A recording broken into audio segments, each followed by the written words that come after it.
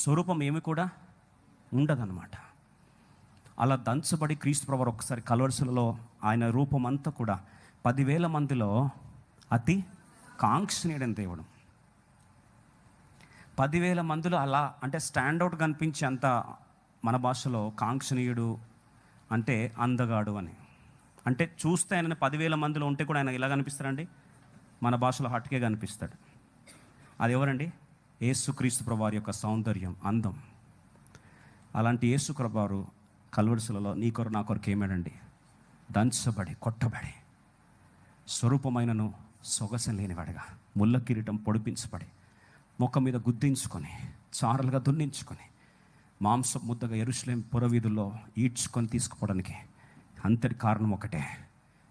The golden lamp stand was beaten, hammered, it lost its form, it took another form. ఆ కల్వరిశిలలో